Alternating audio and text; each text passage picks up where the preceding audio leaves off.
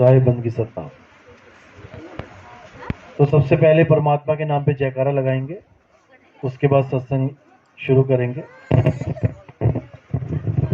बोलिए परम पिता परमात्मा की, सदगुरु बंदी छोड़ कबीर साहिब की, सभी संतों की, सभी भक्तों की, आज के आनंद की, सकल हंस को बंदगी साहेब बंदगी। तो परमात्मा की आज अपार कृपा हुई, जो आपके उदयपुर डिस्ट्रिक्ट में ये सत्संग हो रहा है। कहते हैं धन्य है वो गांव, धन्य है वो शहर जहां पे मूल ज्ञान का प्रचार होए, क्योंकि मूल ज्ञान ही हमारे मनुष्य चोले को सफल कर सकता है। आपको पता है कि मनुष्य चोला कितना अनमोल है, ये बार बार नहीं मिलता। 184 भटकने के बाद, कुत्ता बिल्ली हाथी घोड़ा बनने के बाद, शेर चीते बाघ बनने के बाद एक बार ये इंसानी जन्म मिलता है, केवल एक बार, दूसरा मौका नहीं मिलेगा। इसी एक बार में आपने इस जन्म मरण के जंजाल को तोड़ना है। दूसरा मौका याद रखना बिल्कुल नहीं मिलेगा। अगला मौका मिलेगा दोबारा 84 भटकने के बाद। जैसे घड़ी की सुई एक बार 12 पे आ जाए तो उसके बाद फिर 1 से स्टार्ट हो जाता है काम, फिर 1 2 3 4 करती करती 12 पे पहुंचेगी, फिर 1 से स्टार्ट हो जाएगा। ऐसे ही युगों युग बीत गए, हम उसी घड़ी की सुई की तरह गोल गोल घूम रहे हैं। सतयुग चला गया, द्वापर चला गया, त्रेता चला गया, आज कलयुग। कलयुग में भी हम यहीं के यहीं बैठे हैं, और एक दिन ऐसा आएगा कि फिर इस शरीर को छोड़ के दोबारा फिर पैदा हो जाएंगे। कितने लोग ऐसे हैं गांव में जिनको आप खुद अपने हाथों से शमशान घाट तक छोड़ के आए, जला के आए, जो आप ही की तरह आपके साथ बैठे होते थे, और ये जन्म मरण की बातों को सुन के कहते थे किसने देखा, किसने देखी मौत, हम तो जीने के लिए आए हैं, हम तो 100 साल जिएंगे, पोते हो जाएंगे तब तक जिएंगे। लेकिन कितने लोग आपको छोड़ के चले गए, पता भी नहीं लगा। ऐसी आपने भी एक दिन चले जाना है, कोई भी स्थिर नहीं है यहाँ पे। हमें इंसान जन्म क्यों मिला है, हमने केवल इस पे विचार करना है। भगवान ने हमें कुत्ता बिल्ली क्यों नहीं बना दिया, हमें मुर्गी बकरा क्यों नहीं बना दिया। कसाई के बाड़े में पड़े रहते, वहां देखो हजारों मुर्गियां अपनी मौत का इंतजार करती हैं। कसाई आता है, जो हाथ में आती है उसको पकड़ के बाकियों से अलग करके काट दिया जाता है। बिल्कुल इसी तरह जो काल कसाई है, वो हमारे परिवार में से जो भी उसके हाथ आता है वो निकाल के ले जाता है। हम रोते रह जाते हैं, गिड़गिड़ाते रह जाते हैं। किसी पर भी उसका वार आ सकता है। हम कहते हैं आज बहुत दिन शुभ है, हम मुहूर्त निकालेंगे, कोई दिन शुभ नहीं है। हर दिन के आगे वार लगा है, रविवार, सोमवार, मंगलवार, वीरवार, शुक्रवार, यानी तुम्हारे ऊपर कभी भी उस काल कसाई का वार हो सकता है। ऐसा कोई दिन नहीं है जब कहो कि आज मृत्यु नहीं आएगी, आज शुभ दिन है, कोई दिन शुभ नहीं है। जाओ शमशान घाट के बाहर बैठो, दिल्ली में बैठो, देखो कौन सा दिन शुभ है, इसकी मृत्यु नहीं हो रही है। सब मर रहे हैं, सबका नंबर लग रहा है। बस फर्क इतना है, किसी का आज लग रहा है, किसी का कल लग रहा है। थोड़े थोड़े करके मरते हैं, इसलिए हम चिंता नहीं करते हैं। रोज ही मरते हैं, हम कहते हैं ले रोज ही मरते हैं, उसमें क्या है, बड़ी बात है। लेकिन जब एक साथ मरने लग जाते हैं तो चिंता का विषय बन जाता है। जैसे अभी कोरोना आया तो एक साथ मरने लगे तो पूरे विश्व में हड़कंप मच गया, और जो धीरे धीरे मर रहे थे उसमें तो किसी ने चिंता नहीं करी। मतलब थोड़े थोड़े मरे तो ठीक है, एक साथ मरने लग जाए तो बहुत गंभीर विषय हो गया। ये हमारी मूर्खता है। मौत चाहे आ जाए चाहे आए कल, मरना तो पड़ेगा, मरना तो पड़ेगा।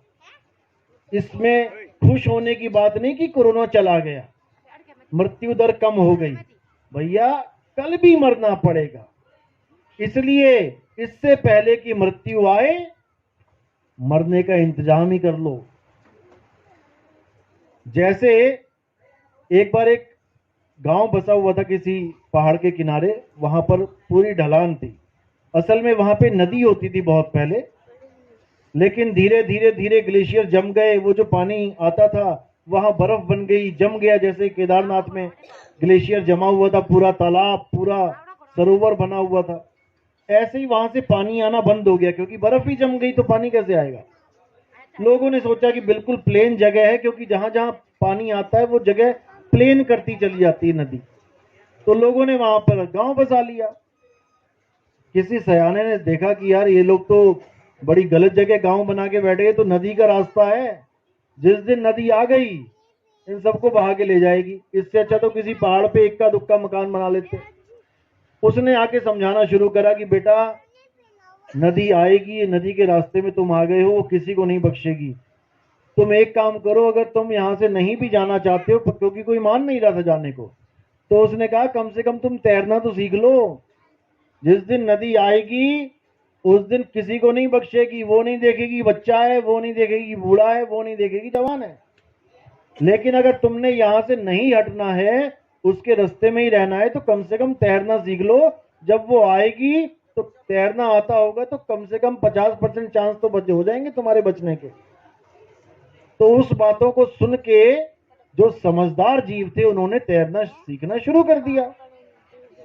धीरे धीरे धीरे धीरे बहुत से लोगों ने तैरना शुरू किया और सीख गए। अब जिस दिन नदी आई, उसमें से बहुत से ऐसे भी लोग थे जो कहते थे अरे किसने देखा, इतने साल हो गए, 10 साल हो गए हमें रहते यहाँ, आज तक नहीं आई नदी, किसने देखा, आएगी तो देखा जाएगा। और जब वो आई तब हालत खराब हुई। अब हर तरफ पानी पानी पानी पानी हो गया। अब उसमें से वो लोग बचे जिन्होंने समय रहते तैरना सीख लिया था, और जो कहते थे अरे देखी जाएगी, फिर उनको दुनिया नहीं देखा, फोटो में हार चढ़ा हुआ था। तो इसी प्रकार हम भी उस मौत के रास्ते पे खड़े हैं। मृत्यु आएगी, सबको मरना पड़ेगा, लेकिन बचेगा कौन। अब आप कहोगे मरने से भी कोई बच सकता है, बच सकता है। कैसे बचेगा, जब वो मरना ही सीख लेगा। यानी पानी में डूबने से बचने का एक ही सिद्धांत है कि पानी में तैरना सीख लो। तैरना तुम्हें पानी में ही पड़ेगा, क्योंकि डूब भी तो पानी में ही रहे थे। इसी प्रकार मृत्यु से बचने का एक ही रास्ता है, मौत के आने से पहले मरना सीख लो। तो साहिब कहते हैं मरता मरता, कबीर साहब की वाणी है, मरता मरता जग मुआ, मरना जाने ना कोई, और ऐसी मरनी जो मरे बहुर न मरना होई। कबीर साहब कहते हैं कि मौत तो आएगी, ये भूल जाओ कि कोई बच्चा है, कोई बूढ़ा है, कोई जवान है, सबको ही आएगी। लेकिन मरने से बचने का एक ही तरीका है कि तुम अपने उस स्वरूप को जान लो जो कभी मरता ही नहीं है। क्योंकि मौत किसकी आएगी, इस काया की आएगी, शरीर की आएगी। शरीर मरेगा, तुम नहीं मरोगे। फिर समझ लो, शरीर मरेगा, तुम नहीं मरोगे। अब तुम क्यों नहीं मरोगे, क्योंकि तुम शरीर हो ही नहीं। जो आप अपने आप को समझ रहे हो कि मैं तो आदमी हूं, मैं बूढ़ा हूं, मैं जवान हूं, भाई ना तुम आदमी हो, ना तुम औरत हो, ना तुम बूढ़े हो, ना तुम जवान हो, तुम हो क्या, आत्मा हो। हे अर्जुन, गीता में क्या बोला याद करो, कितनी बार पढ़ी गीता, कितनी बार सीरियल देखा, लेकिन समझ पाए क्या आज तक। अध्याय 2 पढ़ो। हे अर्जुन, जिनको देख के शोकवश तुम अपने धनुष बाण को छोड़ के बैठ गए हो कि मैं अपने चाचा को कैसे मारूं, मैं अपने दादा को कैसे मारूं, मैं अपने भाइयों को कैसे मारूं।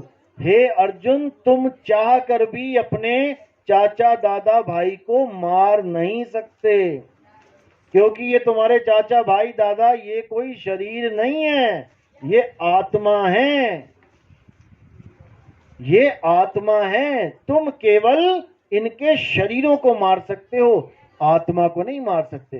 तुम्हारे भाई कभी नहीं मरेंगे, लेकिन उनके कपड़े, उनकी जो शरीर है, इसका नाश हो जाएगा। क्योंकि हे अर्जुन, हम सबके शरीर जीवात्मा के कपड़े हैं। जैसे हम कपड़े धारण करते हैं, किसी ने सफेद पहन लिया, किसी ने पीला, किसी ने काला, तो पहनते पहनते पहनते घिस गए, फट गए, तो कपड़े उतार के दूसरे पहन लिए।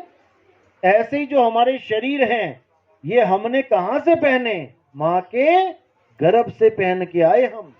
उसी गर्भ में किसी को लड़की का शरीर दे दिया, किसी को लड़के का शरीर, यानी कि कपड़े मिल गए। कोई लड़की की ड्रेस पहन के आ गया, कोई लड़के की ड्रेस पहन के आ गया। अब वो अपनी ड्रेस को ही अपना स्वरूप मान बैठा।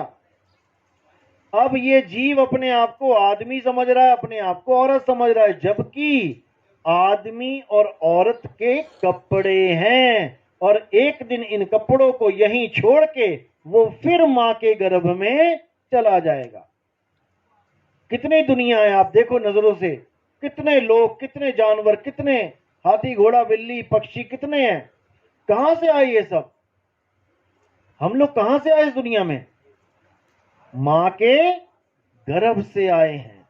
ऐसा कोई नहीं है जो मां के गर्भ में नहीं आया। अब हम जब मृत्यु हो जाएगी शरीर की, तो कहां चले जाएंगे? जहां से आए हैं वहीं जाएंगे। दोबारा से हमारे एक एक एक दिन कम होता जा रहा है, दोबारा से मां के गर्भ में जाने की तैयारी हो रही है। तो साहिब कहते हैं, कबीर साहब कहते हैं, जहां से आया और वहीं समाया, कहे कबीर तूने क्या कमाया। तू इस शरीर में आया, मनुष्य चोले के शरीर में आया, और दोबारा फिर तैयारी कर रहा है गर्भ में जाने की। जब गर्भ में था तब अंदर ही अंदर चीखता चिल्लाता था कि मुझे निकालो परमात्मा, कहां फंस गया मैं। इतनी गर्मी होती है वहां पे, इतनी ज्यादा जठराग्नि होती है कि आप सोच भी नहीं सकते। उल्टा लटकाया जाता है आपको, पैर ऊपर होते हैं, सिर नीचे होता है, और मल मूत्र में पड़े होते हो। तब परमात्मा से अरदास करते हो कि एक बार मुझे निकाल दो यहां से, मैं तेरी रोज भक्ति करूंगा, एक पल भी तुझे नहीं बिसारूंगा, तुझे भूलूंगा नहीं। लेकिन बाहर निकलते ही हमें माया की हवा लग जाती है। माया की ऐसी हवा लगी कि अब परमात्मा कौन, तू कौन और मैं कौन। मैं तो एमएलए, मैं तो सीएम, मैं तो पीएम, मैं तो यहाँ का ग्राम पंचायत का प्रधान बन गया। भाई कोई कुछ नहीं बना। दोबारा गर्भ में जाने की तैयारी हो रही है, चाहे वो कोई भी क्यों ना हो। अब बचना क्या, कैसे है? दोबारा मां के गर्भ में जाने से कैसे बचा जा सकता है? अगर तुम्हें ये कपड़े चाहिए ही नहीं, अगर तुम्हें ये शरीर चाहिए ही नहीं, तो मां के गर्भ में जाना ही नहीं। बस यही एक तरीका है मां के गर्भ से बचने का। अब किसको नहीं चाहिए कपड़े? हाथ खड़ा करो जरा, किसको नहीं चाहिए? और अभी किडनी फेल हो जाए, डॉक्टर के पास जाओगे, डॉक्टर साहब मुझे बचा लो, डॉक्टर साहब मुझे बचा लो। किसको बचा लो? तुम तो अमर अविनाशी हो, तो किसको बचाने के लिए बोल रहे हो? कपड़ों को। डॉक्टर साहब इन कपड़ों को बचा लो, इंजेक्शन लगवा लो, कुछ भी करो, ये कपड़े ना चले जाएं कहीं। और जहां पे आशा वहीं पे वासा। ये कपड़ों से कोई मुक्त नहीं हो सकता जब तक वो अपने स्वरूप को ना जान ले, यानी वो उस चीज को ना जान ले जो बिना कपड़ों के भी जीवित है। क्योंकि तुमने अपने आप को ये कपड़ा समझ लिया है। कोई बात नहीं, तुमने अपने आप को ये कपड़ा समझ लिया है, और तुम अपनी आयु को इस कपड़े के साथ नापते हो। अभी किसी को खड़ा करके पूछे भाई आपकी कितनी उम्र है, वो कहेगा 30 साल। क्या तुम्हारी उम्र 30 साल है? अर्जुन को क्या बोला कृष्ण जी ने? हे अर्जुन, दूसरे अध्याय में, ऐसा कोई समय नहीं था जब ये राजा महाराजा नहीं थे, और ऐसा कोई भविष्य में समय नहीं आएगा जब ये राजा महाराजा नहीं होंगे। तो कौन सी कितनी उम्र है उनकी? वो अविनाशी हैं, अजन्मे हैं, उनकी कोई उम्र ही नहीं राजा महाराजा की। तो उम्र किसकी गिनती में आती है? कपड़ों की।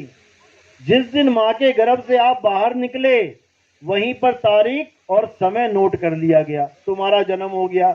अच्छा, और जो मैं अंदर गर्भ में जीवित था वो कौन गिनेगा साथ में? 9 महीने गर्भ में रहा, डॉक्टर मेरा ट्रीटमेंट कर रहा था, डॉक्टर देख रहा था कि बच्चा जीवित है कि नहीं है, तो वो 9 महीने क्यों नहीं गिन रहे हो भाई साथ में? जिस दिन गर्भ से बाहर आ गए उस दिन तुमने लिख दी डेट ऑफ बर्थ, और गर्भ के अंदर भी तो मैं जीवित था, वो कौन सी वो दिन क्यों नहीं गिन रहे हो साथ में? और जिस दिन मेरी मृत्यु हो जाती है, यानी मेरे शरीरों की मृत्यु हो जाती है, उस दिन मेरी एक्सपायरी डेट लगा देते हो कि ये मर गया, और उसके बाद क्या करते हो? ये स्वर्ग चला गया। जब स्वर्ग ही चला गया तो मरा कौन? मैं यहां से अगर चला जाऊं दिल्ली तो यहां वाले लोग क्या कहेंगे कि नितिन दास मर गया, नितिन दास चला गया बोलेंगे, मरा नहीं। तो जब यहां पर कोई शरीर छूट जाता है किसी का, तो उसके कार्ड में क्या लिखवाते हैं? मेरे पिता का स्वर्गवास हो गया। स्वर्गवास का मतलब क्या होता है? मरना होता है।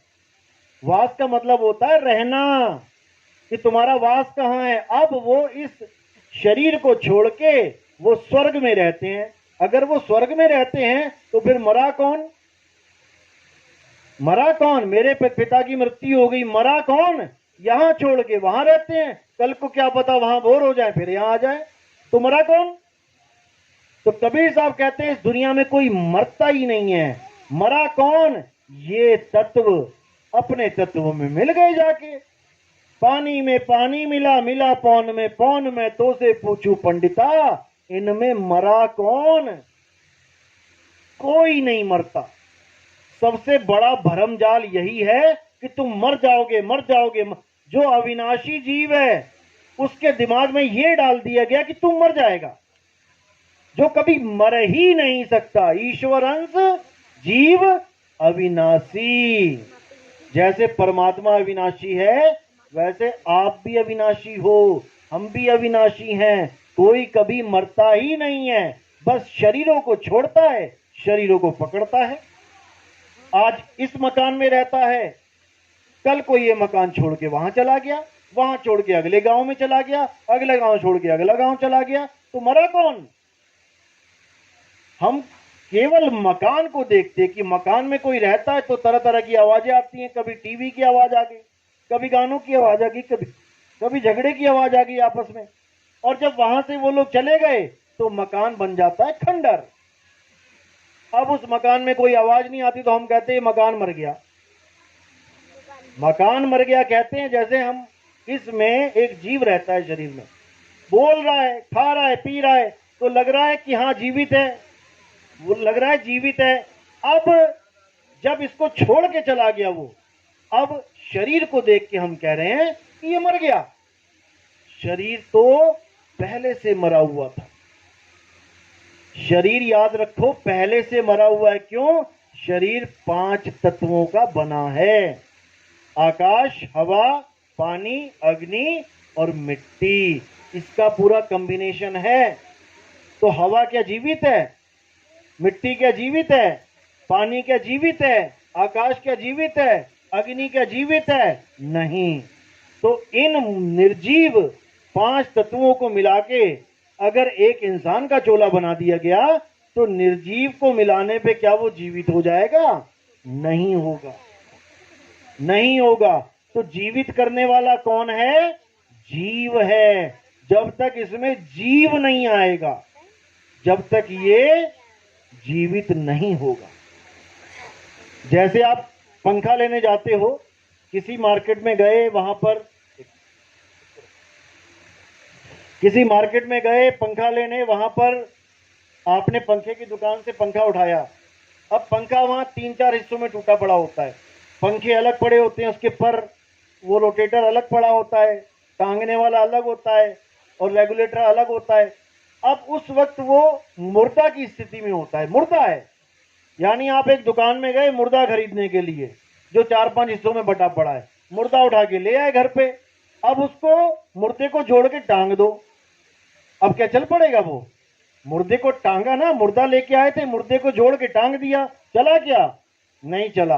अब उसमें किस चीज की कमी है, क्यों नहीं चल रहा? करंट की। जब तुमने करंट की तार लगा दी, अब वो मुर्दा भागने लगा 250 की स्पीड में। अब मुर्दा भागने लगा 250 की स्पीड में, तो क्या वो अब जिंदा हो गया? वो पंखा क्या अब जिंदा हो गया? जिंदा है कि मुर्दा है? मुर्दा है। जिंदा हमें लग रहा है। क्यों लग रहा है? क्योंकि करंट उसको दौड़ा रहा है, और जैसे ही करंट चला गया वो फिर मुर्दे का मुर्दा ही रह गया। यानी पंखा कभी जिंदा था ही नहीं। पंखे को चलाने वाली बिजली थी, वो उसको जिंदा कर देती है बार बार। जितनी बार ऑन करोगे चल पड़ेगा, ऑफ करोगे बंद हो जाएगा। इसीलिए इस शरीर के साथ भी एक करंट जुड़ा हुआ। ये शरीर मुर्दा है, इसके साथ एक करंट जुड़ा हुआ है, जिस करंट को कहते हैं जीवात्मा। जब तक वो जीवात्मा इस शरीर के साथ जुड़ी हुई है, ये दौड़ रहा है, भाग रहा है, खा रहा है, पी रहा है, चल रहा है, तो ये क्या जिंदा हो गया? मेरे पिताजी जिंदा हैं। कौन पिताजी जिंदा है? किसको मान रहे हो पिताजी? जीव तो पहले ही अमर है, और जीव शरीर को चला रहा है। अब तुमने पिताजी मान लिया शरीर को, इसलिए कह रहे हो मेरे पिताजी जिंदा हैं, और जिस दिन जीव शरीर को छोड़ दिया उस दिन कहोगे मेरे पिताजी मर गए। तो तुमने पिताजी मान लिया शरीर को, जबकि पिताजी कौन है? वो जीव पिताजी है, जो छोड़ के चला जाता है। जो पड़ा हुआ है लाश, वो पिताजी नहीं है। कहते ना मेरे पिताजी मुझे छोड़ के चले गए। चले कहां गए? लेटे तो हैं। वो पिताजी नहीं है। पिताजी जीव थे, जीव चला गया, और पिताजी की जो कपड़े हैं, जो लाश है, वो पड़ी हुई है। तो सारी उम्र हम किसको पिताजी पिताजी करते रहे? लाश को, मुर्दे को। और जो पिताजी जीवित हैं उसका हमें कोई बोध ही नहीं है। तो कबीर साहब की वाणी है, साधो ये मुर्दों का गांव। ये जितने भी लोग तुम्हें दिखाई दे रहे हैं ये सब मुर्दे हैं, लेकिन तुम्हें लग रहा है जीवित हैं। क्यों? 1000 पंखे लगे हों जिसमें से 500 में बिजली आ रही है, 500 के स्विच ऑफ हैं, तो जिसकी बिजली चल रही है वो दूसरों को क्या कह रहे हैं? अरे ये तो मर गया, ये तो मरे हुए हैं। भैया तुम भी मरे हुए हो, अगर तुम अपने आप को शरीर मानते हो तो। और जो जीव है वो अजर अमर अविनाशी है, जिसका स्विच ऑफ हो, क्या जी ऑफ हो गए? ऑफ हो गए मतलब पहले ऑन थे, बिजली आ रही थी, अब ऑफ ऊपर हो गया तो ऑफ हो गए।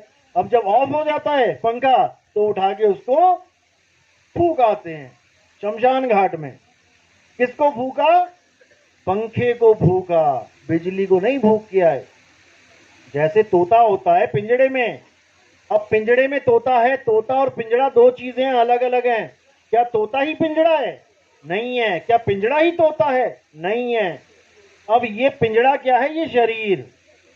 इस पिंजड़े में एक तोता बैठा है जो रोज बोलता है मिट्ठू मिट्ठू। अब बस फर्क इतना है कि वो तोता दिख नहीं रहा। वो तोता किसी को दिखता नहीं है, तो लोगों को लगता है पिंजड़ा बोल रहा है। अच्छी तरह समझना इसको। लोगों को लगता है कि पिंजड़ा बोल रहा है, जबकि पिंजड़े में बैठा तोता बोल रहा है। अब एक दिन पिंजड़े की मृत्यु हो गई, क्योंकि तोता तो उड़ गया। जैसे ही तोता उड़ गया, मानो आज उड़ गया।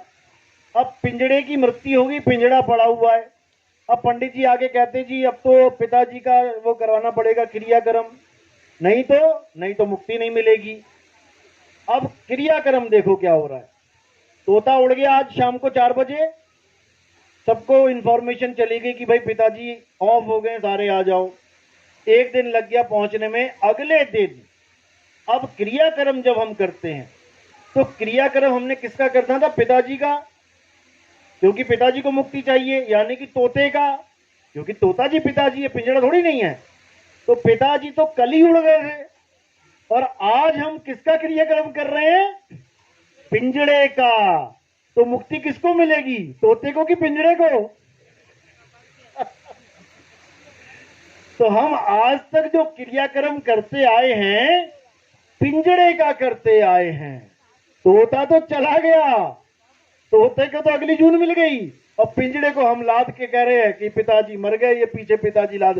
पिताजी तो चले गए, और क्रियाक्रम करते रहे तुम पिंजड़े का, अब पिंजड़े को मुक्ति मिल जाएगी। तो ये है भरम जाल।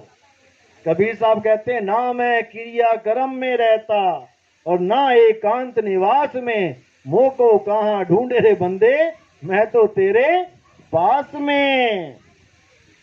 इसी प्रकार परमात्मा हमारे पास है, लेकिन हम फंस गए हैं माया के जाल में। माया क्या है? माया के डेफिनेशन क्या है? आज हर संत ये बोलता है, आप टीवी ऑन करो, हर संत एक ही बात बोलता है, मोह माया से दूर हो जाओ, मोह माया से। माया है क्या? माया की डेफिनेशन क्या है? कबीर साहब क्या कहते हैं? संतों जो बदले सो माया। जो भी चीज बदल रही है वही माया है। जब हम पैदा हुए छोटे से थे, हम बड़े हो रहे हैं, हमारी शक्ल बदल गई, हमारे बाल काले से सफेद हो गए, हमारे दांत जड़ गए, हमारी चमड़ी बदल गई, रंग रूप बदल रहा है। इसका मतलब हम माया हैं, ये काया ही माया है। और जो कभी ना बदले वो क्या है? वो है सत्य, वो है परमात्मा जो कभी नहीं बदलता, जिसका ना कभी जन्म होता है ना कभी मृत्यु होती है। तो कौन है वो? किसके बारे में बताया? हे अर्जुन, आत्मा अजन्मा है। ना तो किसी समय में आत्मा की जन्म होता है, ना ही कभी आत्मा की मृत्यु होती है। आत्मा को छोड़कर इस दुनिया में जो कुछ भी दिखाई देता है अर्जुन, वो माया है। और अगर ये जीव इंसानी चोले में आकर भी माया का गुलाम बन बैठे, माया की पूजा में व्यस्त हो जाए, तो उसको अगला जन्म भी मायावी ही मिलता है। और जो अपनी आत्मा में रमण करता है, अध्याय 3 17वां श्लोक, जो लोग अपनी आत्मा में रमण करते हैं, जो अपनी आत्मा में स्थित हो जाते हैं, जो अपनी आत्मा में संतुष्ट हो जाते हैं, हे अर्जुन, उन्हें किसी भी अन्य धार्मिक कर्म कर्तव्यों को पालन करने की जरूरत ही नहीं पड़ती। यानी किसी मंदिर जाने की जरूरत नहीं पड़ती, क्योंकि मंदिर क्या है? मंदिर भी माया है, क्योंकि बदल रहा है। जैसे ही बनना शुरू किया, ईंट पे ईंट रखी, देखो बदल रहा है, रोज बढ़ रहा है, तुम्हारी काया की तरह। करते करते करते बढ़िया से कलर कर दिया, सब कुछ बढ़िया कर दिया, कितना ही बढ़िया कर दो, एक दिन फिर वो ध्वस्त हो जाएगा। तो जो बना, टिका और बिगड़ गया, वो 3 गुणों के अधीन आ गया, वही माया है। इसी को बोला है त्रिगुणी माया। संतो माया महाठगिनी हम जानी, त्रिगुण फांस लिए कर डोले, बोले माधुरी बाणी, माया महाठगिनी हम जानी। इस माया ने सबको ठगा है, 3 गुणों से ठगा है। जब तक हम 3 गुणों से ऊपर नहीं उठ गए, 7वां अध्याय पढ़ो, हे अर्जुन, जो लोग 3 गुणों से नीचे रह जाते हैं, जो त्रिगुणी माया में उलझे रह जाते हैं, वो अपना अनमोल जन्म बर्बाद कर जाते हैं। असली भगत वो होते हैं जो 3 गुणों से ऊपर उठ जाते हैं, यानी वो उस चीज की पूजा कभी नहीं करते जो 3 गुणों के अंतर्गत आ जाती है। 3 गुणों का मतलब है रजोगुण, सतोगुण, तमोगुण। रजोगुण का मतलब होता है कोई भी चीज का पैदा होना, जिसको हम ब्रह्मा जी कह देते हैं। रजोगुणी ब्रह्मा, ब्रह्मा का जो मूल कार्य है वो क्या है? सृष्टि को सर्जन करना। ब्रह्मा जी सारी सृष्टि को बनाते हैं। आगे है सतोगुण। सतोगुण कौन है? विष्णु जी का नाम लेते हैं वहां पे, यानी सृष्टि का पालन करना। और तमोगुण क्या है? सृष्टि का संहार करना। उसके लिए किसका नाम लिया जाता है? भोले शंकर का, कि शंकर जी ही संहार करते हैं। ब्रह्मा जी पैदा करते हैं, विष्णु जी पालना करते हैं, और शंकर जी संहार करते हैं। अब जिस भी चीज को पैदा, पाला या संहार किया जाए, वही माया है। कोई भी चीज है जो पैदा हो रही है, पल रही है कुछ देर, और उसके बाद उसका नाश हो रहा है, माया है। और अगर तुम माया में अटके रहोगे तो कभी परमात्मा को प्राप्त नहीं कर सकते। हे अर्जुन, जो इस 3 गुणों की माया को लांग जाते हैं, वही मुझे प्राप्त कर सकते हैं। मेरे अजन्मे स्वरूप को प्राप्त कर सकते हैं, क्योंकि गीता में ही कृष्ण जी ने अपने दो स्वरूप बताए हैं। एक स्वरूप क्या बताया कि हे अर्जुन, तेरे और मेरे कई जन्म हो चुके हैं, मैं उन जन्मों को जानता हूं, तू उस जन्मों को नहीं जानता। तो एक स्वरूप हो गया जिसका जन्म हो रहा है और मृत्यु हो रही है। अब ये कौन सा स्वरूप है? जिस स्वरूप की आप पूजा करते हो मंदिरों में, शरीर की। कृष्ण जी की फोटो देख के कभी ये तो नहीं कहते कि हनुमान जी हैं। कृष्ण जी की फोटो देख के कृष्ण जी कहते हैं ना, तो कैसे पहचाना उनको? उनकी काया से, उनके शरीर से। और काया क्या है? माया। अब ये हो गया कृष्ण जी का मायावी स्वरूप, जिसमें सारी दुनिया उलझ गई है, सारी दुनिया उलझी पड़ी है कृष्ण जी की पूजा करने में, लेकिन असत्य स्वरूप की, शरीर की। अब दूसरा स्वरूप क्या बताया कृष्ण जी ने गीता में? कि जो लोग मुझे अजन्मा करके जानते हैं, यानी मैं कभी पैदा ही नहीं होता, जो पैदा नहीं हुआ उसका कभी नाश नहीं होता। जो लोग मेरे अजन्मे स्वरूप को जानते हैं, वो मेरी माया को बड़े आराम से लांघ जाते हैं। बिल्कुल क्लियर कर रखा है 7वें अध्याय में। यानी कि मेरे भी दो पूजा विधि है। एक पूजा विधि है जो माया की पूजा हो रही है। माया की पूजा मतलब मेरी काया की पूजा हो रही है। काया में क्या आ गया? 10 इंद्रियां, 5 कर्म इंद्रियां, 5 ज्ञान इंद्रियां। कर्म इंद्रियां कौन सी हैं? जिससे हम काम करते हैं। अभी क्या हो रहा है? काम ही चल रहा है। किससे? मुख से। ये पहली कर्म इंद्री है। दूसरी कर्म इंद्री है ये हाथ, हाथों से काम करते हैं। तीसरी कर्म इंद्री है ये पैर, पैरों से काम करते हैं, चलते हैं। उसके बाद 2 कर्म इंद्रियां हैं, लैट्रिन और बाथरूम करते हैं, ये हमारी कर्म इंद्रियां हैं। और ज्ञान इंद्रियां क्या है? 5। सबसे पहली इंद्री है ये त्वचा, जिससे हमें बोध होता है गर्मी है, ठंड है। हाथ लगा के देखते हैं ना ग्लास में, तो पता लग जाता है अरे तो ठंडा है, ये तो गर्म है। पहली कर्म इंद्री ये चमड़ी, और ये पूरी चमड़ी नीचे से लेके ऊपर तक, कहीं भी हल्की सी गर्म चीज लग जाए एकदम बोध हो जाता है। तो पहली इंद्री हमारी त्वचा, हमारी चमड़ी। दूसरी इंद्री आंख, आंख से हम पहचान करते हैं काली पगड़ी है, पीली पगड़ी है, नीली पगड़ी है, ये मेरे पापा जी खड़े हैं, ये चाचा जी खड़े हैं, ये बुआ जी खड़ी हैं। आंख से देख के पहचान हो रही है।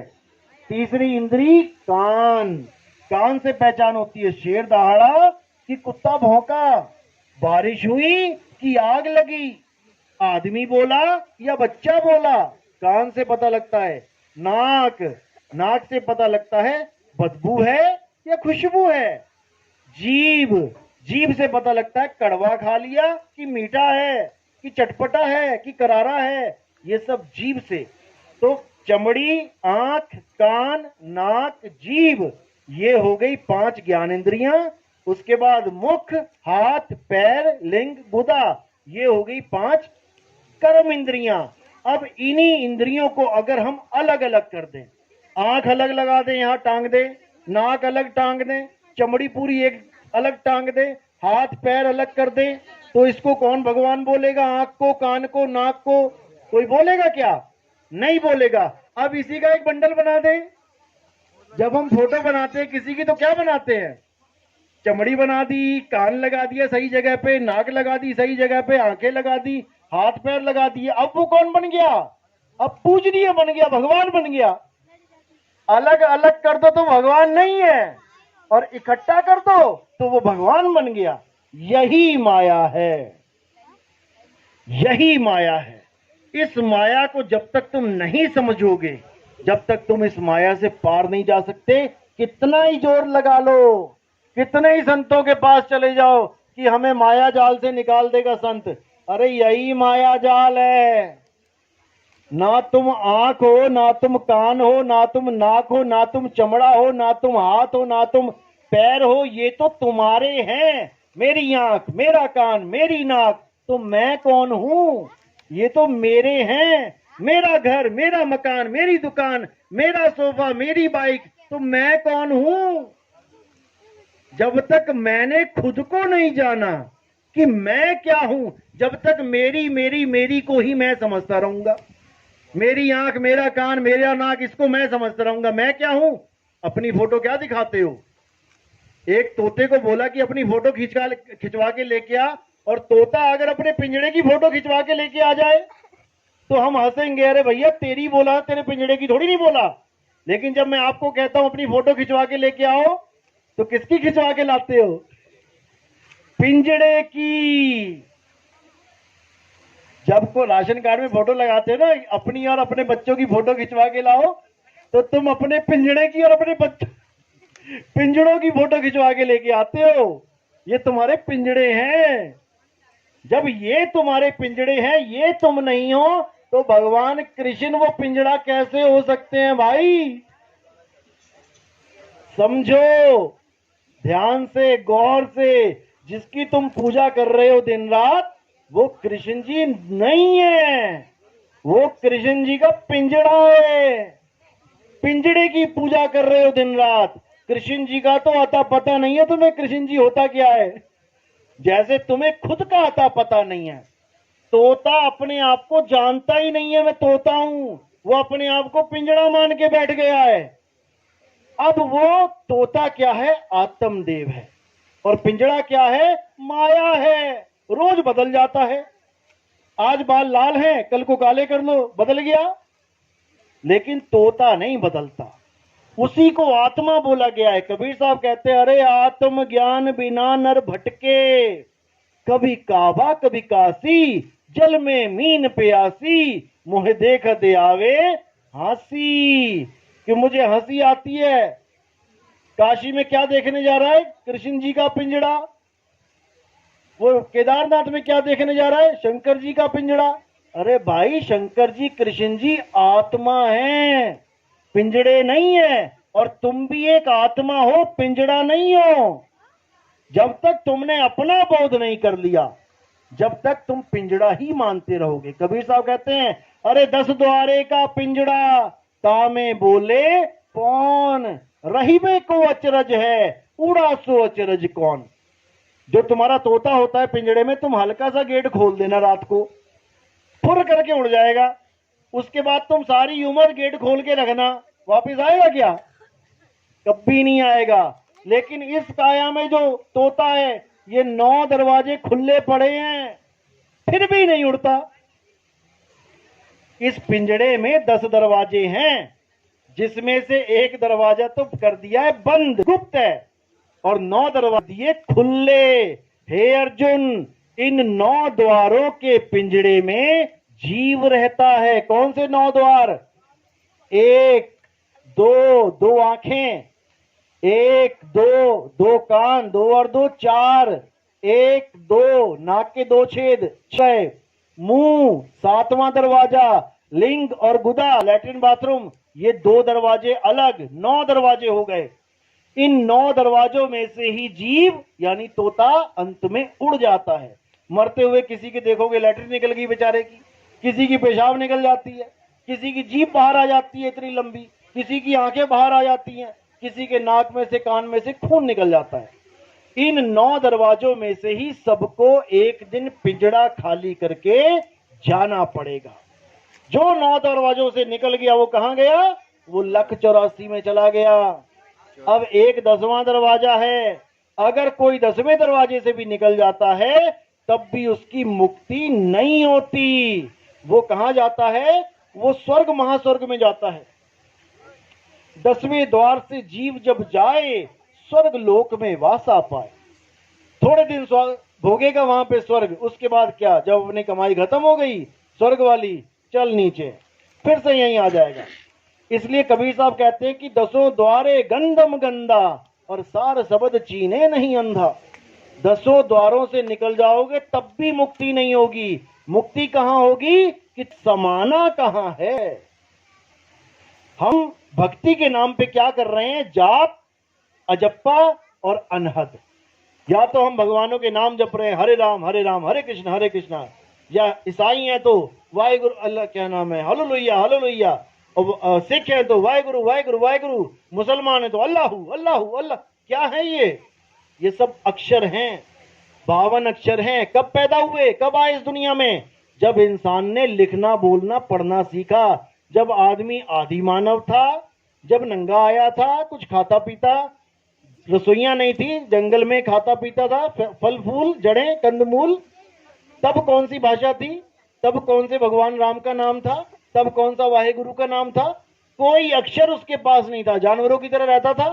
तब राम का नाम कहां था, तब कबीर का नाम कहां था, तब अल्लाह वाहेगुरु कहां था? कहीं भी नहीं था।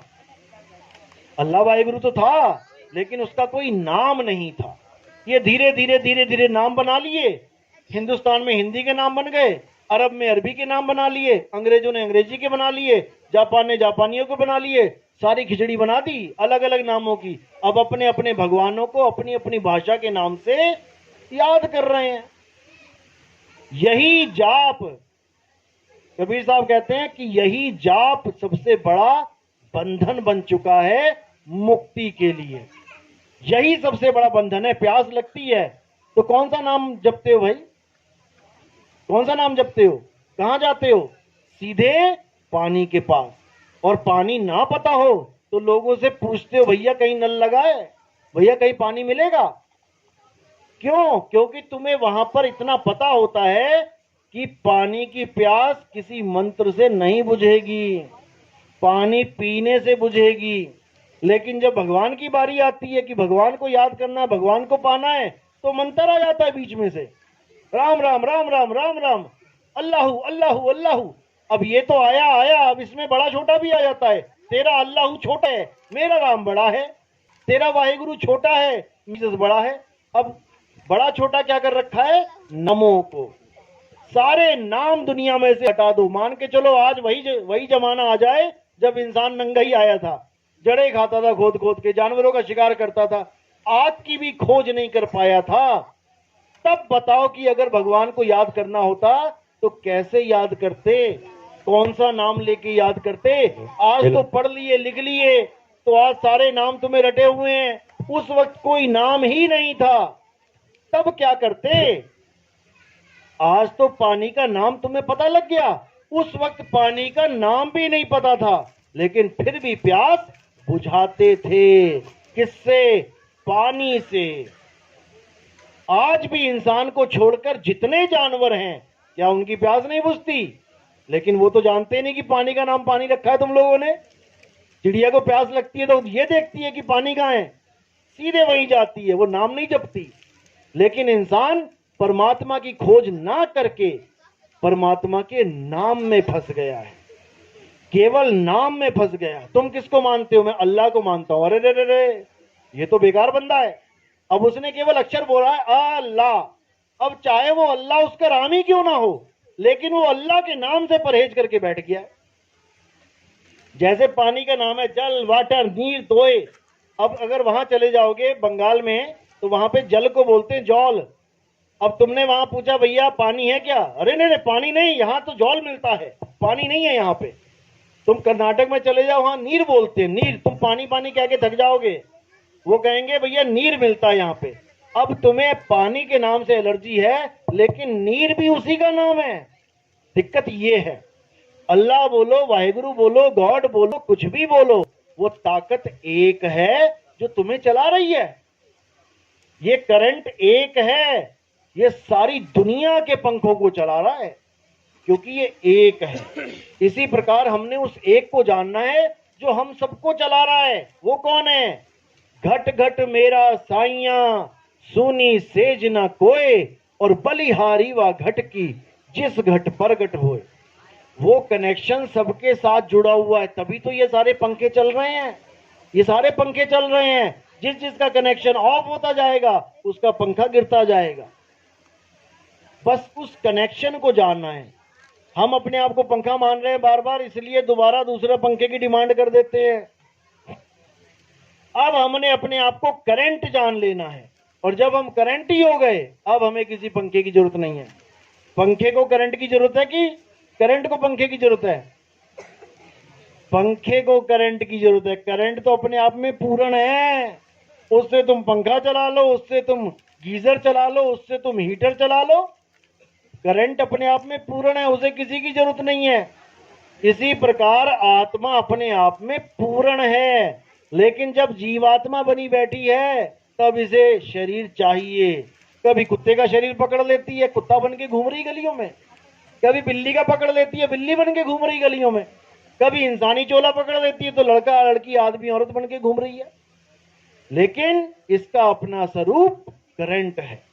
तो हमने उस करंट स्वरूप को जानना है, हमने उस आत्म स्वरूप को जानना है जो शरीरों से अलग है। आत्मा पंखे जैसी, यानी कि करंट पंखे जैसा नहीं है। पंखा अलग है, उसको छूने पे तुम्हें अलग एहसास होगा, और करंट अलग है, उसे छूने पे तुम्हें कुछ अलग ही एहसास होगा। तुम करंट और पंखे को एक साथ नहीं बता सकते। इसी प्रकार आत्मा अलग है, शरीर अलग है। कृष्ण जी, राम जी, हनुमान जी का शरीर एक पंखे की तरह जानो, 10 इंद्रियां समझो, और उनकी आत्मा को परमात्मा जानो, क्योंकि आत्मा ही परमात्मा है। आत्मा को कोई मार ही नहीं सकता, इसीलिए वो परम है। लेकिन अपने परम पद को छोड़ के जब वो जीव पद में आ जाती है तो देखो कितने बने बैठे हुए हैं। बस हमने क्या करना है, अब इस जीव को अपने आत्म स्वरूप में लाना है, और कुछ नहीं करना। कोई अगरबत्ती नहीं, कोई धूप नहीं, किसी मंदिर मस्जिद में कोई जाने की जरूरत नहीं। घर बैठे तुम्हें आत्म ज्ञान हो सकता है। ये पंखे को करंट ढूंढने के लिए कहां जाना पड़ेगा? अरे करंट इसी में है, तभी तो चल रहा है ये। इसीलिए बोला कस्तूरी कुंडल बसे, मृग ढूंढे बन माही, ऐसे रमता राम है ये दुनिया जाने नहीं। तुम्हारा परमात्मा तुम्हारी आत्मा में विराजमान है, उसे बाहर जाके ढूंढने की जरूरत नहीं है। जैसे दूध अगर घी को ढूंढना चाहे तो कहां जाके ढूंढे? अगर दूध घी को ढूंढना चाहे तो क्या पड़ोस के गांव में जाके ढूंढेगा? अरे उसी में है। लेकिन कोई कहे कि अभी हाथ डाल के घी निकाल के दिखा मुझे दूध में से, तो निकाल लोगे क्या? हाथ डाल के दूध में से घी निकल जाए तो नहीं निकलेगा, लेकिन है कहां? उसी में है। अब क्या करना पड़ेगा? अब हमें गुप्त भेद प्राप्त करना पड़ेगा। वो गुप्त भेद हमें कौन बताएगा? मां बताएगी बेटी को कि बेटी इस दूध में से बहुत सी चीजें निकल सकती हैं। बेटी कहेगी क्या बात कर रहे हो? जिसको नहीं पता इस दूध में से क्या निकलेगा, बेटा इसमें से दही भी निकल जाता है, इसमें से लस्सी भी निकलती है, इसमें पनीर भी निकल जाता है, और इसमें से घी भी निकल जाता है। अब बेटी को यकीन नहीं हो रहा कि ऐसे कैसे हो सकता है। अब वो उसको तरीका बताएगी, उसमें जाग लगाएगी, अगले ही दिन दूध से दही बन जाएगा। अब उस दही को मथेगी, उसमें से मक्खन निकलेगा, मक्खन को गर्म करेगी, उसमें से जाके घी निकलेगा। तो दूध में ही घी है, लेकिन कितने घंटे दूर है? अब लगा लो कितने घंटे लग गए आपको। दूध से घी कितने घंटे की दूरी है, वो आप समझ जाओगे कि जीव से आत्मा बनने में कितना समय लगता है। चीज वही है, लेकिन उसको समय लगता है असली स्वरूप में आने में। तो इसी प्रकार जो समय लग रहा है इसी को भक्ति कहते हैं। लोग कहते हैं ना भक्ति करो भक्ति करो। भक्ति का मतलब क्या होता है? कहीं मंदिर में जाके दूध ढूंढेगा घी को तो भक्ति होगी। भक्ति का मतलब होता है आत्म मंथन। अपने आप को मथना शुरू करो। जब तुम अपने आप को मथना शुरू करोगे, करते करते करते करते तुम्हारा रूप बदलने लग जाएगा। बदलने का मतलब ये नहीं कि मायावी रूप, बदलने का मतलब है कि जो तुम आज तक सोच रहे थे कि मैं ये हूं ये हूं ये हूं, उसको छोड़ने लग जाओगे, क्योंकि तुम बदल बैठे हो, तुम्हारा रूप वही है। जैसे एक कुत्ता शीशे के सामने खड़ा होके पूरा दिन भौंक रहा है, तो वहां पर भूल है, अपने आप को भूल गया और सामने वाले जो प्रतिबिंब है जो नकल है उसको भौंकने लग गया पकड़ के। तो इसी प्रकार जो भूला हुआ कुत्ता है वो शीशे से बाहर है और जो भूल है वो शीशे के अंदर है। इसी प्रकार हम अपने आप को भूल गए और अपने इस नकली स्वरूप को देख के भौंकने लगे हुए हैं। भौंक भौंक के ऐसे मर गए, फिर दोबारा यही नकली स्वरूप प्राप्त कर लिया। तो इसीलिए कबीर साहब ने कहा, जैसे स्वान, स्वान यानी कुत्ता, जैसे स्वान कांच मंदिर भरमते भूख मरे हो, और कहें कबीर नलनी के सुगना तोहे कौन पकड़े हो। कह रहे हैं अरे तोता पकड़ने वाले क्या करते हैं, तोते को पकड़ लेते हैं। कैसे? एक नली लगा देते हैं, उसके ऊपर घूमने वाली 2 नलियां लगा देते हैं, उसके ऊपर मिर्चियां टांग देते हैं। अब तोता उड़ता उड़ता देखता है मिर्ची, शौकीन है मिर्ची का, आके ऊपर बैठ जाता है। जैसे बैठता है तो वो घूम जाता है नीचे को। अब जैसे नीचे घूमता है तो नीचे पानी कर रखा होता है गड्ढा खोद के उन्होंने, अब वो खूब कस के पकड़ लेता है नली को। अब इतनी तेज पकड़ लेता है कि उसे ये भूल जाता है कि मैंने पकड़ी है, वो सोचता है नली ने मुझे पकड़ लिया। अब वहीं लटका रहता है पूरा दिन और आके उसको पकड़ लिया जाता है। इसी तरह कहा जा रहा है कि कुत्ता ये भूल जाता है कि मैं शीशे से बाहर हूं, मेरे सिवा और कोई नहीं है, और अपने प्रतिबिंब को भौंक भौंक के एक दिन मर जाता है। इसी प्रकार हम भी अपने स्वरूप को भूल के अपने नकली स्वरूप के लिए हाय हाय हाय हाय करते मर जाते हैं। तो यही कबीर साहब ने बताया है कि अपने स्वरूप को जान लो। तुमने अपने स्वरूप को जान लिया, अब तुम्हें पिंजड़े से कोई मतलब नहीं है। पिंजड़ा चाहे कभी छूटे, आज छूटे तब भी तोता उड़ के आसमान में खुशियां मनाएगा, और 10 दिन बाद छूटे तब भी जाके खुशियां मनाएगा। तोता कभी रोएगा क्या पिंजड़े से निकलते हुए? तुम एक बार खोल के तो देखो। लेकिन तुम इस पिंजड़े को छोड़ते हुए हंसते हो कि रोते हो? यानी वो तोता इस तोते से महाज्ञानी है जो अपने पिंजड़े को छोड़ के हंसता है, और हम अपने पिंजड़े को छोड़ने के वक्त रोते हैं। यानी कैदी की रिहाई है और कैदी बिलबिला रहा है कि मुझे थोड़ा सा और रहने दो इस जेल में, डॉक्टर साहब थोड़ा सा और रहने दो। यही भरमजाल है। डॉक्टर नहीं चाह सकता साधो ये मुर्दों का गांव, यहाँ पर डॉक्टरेगा और मरीज भी मरेगा। कहने का मतलब दोनों का चोला छूटेगा, दोनों का शरीर छूटेगा। तो शरीर छोड़ने से पहले हमें ये इंतजाम करना है कि हमें दोबारा शरीर में ना आना पड़े। बस यही करना है, इसके अलावा कुछ नहीं। जिस मरने से जग डरे मेरे मन आनंद, मरने पर ही पाइए पूर्ण परमानंद। अगर आपने इस शरीर को छोड़ने का सही तरीका सीख लिया तो उतने आनंद में रहोगे कि सोचो कि लास्ट में तुम्हारी मृत्यु नहीं, तुम्हारा ब्याह हो रहा है। इस सुरता का ब्याह होता है शब्द गुरु से, और इतने आनंद में रहती है, लेकिन नहीं जानती अपने पति को, इसलिए बेचारी इस नकली पति को पति मान के बैठी है, इससे ही पीछा नहीं छूट रहा उसका। तो इसी के साथ मैं आज का सत्संग यहीं समाप्त करता हूं। बाकी जो हमारे सत्संग है आप YouTube पे देख सकते हैं। कहत कबीर सुनो भाई साधो चैनल है हमारा, कहत कबीर सुनो भाई साधो, आप YouTube पे देख सकते हैं। 1 नंबर से सत्संग सुने, उसमें मैंने नंबर दे रखे हैं 1 2 3 4 5 करके। तो जैसे ही आप 1 नंबर से स्टार्ट करेंगे, धीरे धीरे धीरे आपके दिमाग की सारी बत्तियां जो ऑफ हो चुकी हैं वो सब जलने लग जाएंगी। उसके बाद आपको पता लगने लग जाएगा कि आज तक मैंने जो मंदिर में कृष्ण जी की, राम जी की, हनुमान जी की, माता की जो मैंने पूजा करी थी, तो मैंने पूजा उनकी करी थी या पिंजड़े की? मैंने उनको धोया था मंदिर में या उनके कपड़ों को धोया था? राम ने रावण को मारा था कि रावण के कपड़े फाड़े थे?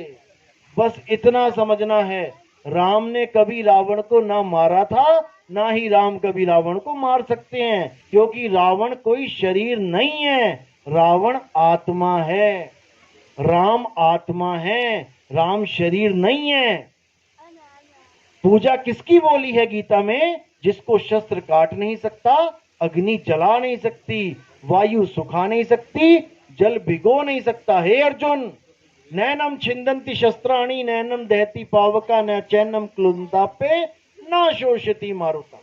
हे अर्जुन, इस आत्मा को ना तो कोई शस्त्र काट सकता है, ना अग्नि जला सकती है, न वायु सुखा सकती, ना जल भिगो सकता है। उसकी पूजा करो जिसको शस्त्र नहीं मार सकता। और कृष्ण जी के शरीर को क्या लगा था? अंत में तीर लगा था। तीर क्या है? अस्त्र की शस्त्र है? लग गया ना। तो पूजा किसकी बोला था करने को? जिसके तीर भी नहीं लग सकता। और हम किसकी पूजा कर रहे हैं? जिसके तीर लग गया। बस इतना सा फर्क है सत्य और असत्य में। राम जी जब अपनी लीला खत्म करके गए तो कहां पे शरीर त्याग किया उन्होंने? किसमें? जल में। तो जब जल में शरीर गल गया, पूजा किसकी करनी थी? जिसको जल गला नहीं सकता। और हम किसकी करते रहे? जिसको जल ने गला दिया। बस इतना सा फर्क है। गीता में हर चीज स्पष्ट लिखी है, लेकिन तुम्हें कोई समझाने वाला नहीं मिल रहा है, इसलिए तुम्हें पिंजड़ों की पूजा करवाई जा रही है, कपड़े धुलवाए जा रहे हैं। ना तुम राम को कभी जान पाए, ना कभी कृष्ण को जान पाओगे, अगर तुम उनके कपड़ों को ही उनका स्वरूप मानते रहोगे। हे अर्जुन, इस दुनिया में दो प्रकार के जीव होते हैं। एक सत्य के प्रेमी होते हैं, एक असत्य के प्रेमी होते हैं। असत्य के प्रेमी वो होते हैं जो शरीरों से प्रेम करते हैं, जो शरीरों से नहीं उठ पाते। और सत्य के प्रेमी वो होते हैं जो आत्म सत्ता को जानते, जो आत्मा में ही लीन रहते हैं, वही ज्ञानी होते हैं। चौथा अध्याय 34वां श्लोक है। जो ऐसे गुरु में चले जाते हैं जिस आत्मा को बोध किया है, आत्मा को जाना है, आत्मा को महसूस किया है, वही गुरु तुम्हें तुम्हारे आत्म स्वरूप का ज्ञान दे सकता है। एक बार आत्मा का ज्ञान हो जाने पर तुम्हें कोई भी अज्ञान भ्रमित नहीं कर सकता। उस तोते को कोई यकीन नहीं दिला पाएगा कि तू पिंजड़ा है।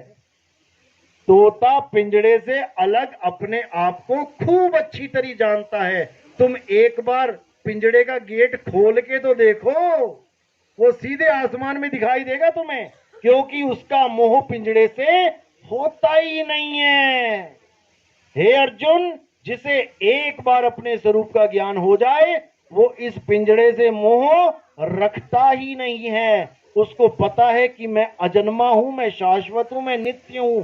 पिंजड़े तो आते जाते रहते हैं, उसकी कभी मृत्यु भी ना होती। तो कबीर साहब कहते हैं, अरे हम ना मरिब मरिब संसारा, हमको मिला जियावन हारा। मुझे वो आत्मा मिल गई, अब मैं अपनी आत्मा में रमण करता हूं, अब मुझे कोई मार नहीं सकता।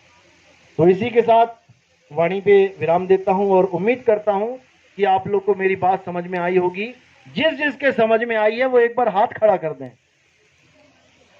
समझ में आ गया असत्य की सत्य? तो आज के बाद आप कपड़े धोगे? कपड़े धोगे कि नहीं? कौन कौन नहीं धोएगा कपड़े? एक बार हाथ खड़ा करो। देखो अभी भी हाथ खड़े नहीं हो रहे हैं, समझने के बाद भी कपड़े छूट नहीं रहे हैं। बस यही दुविधा है।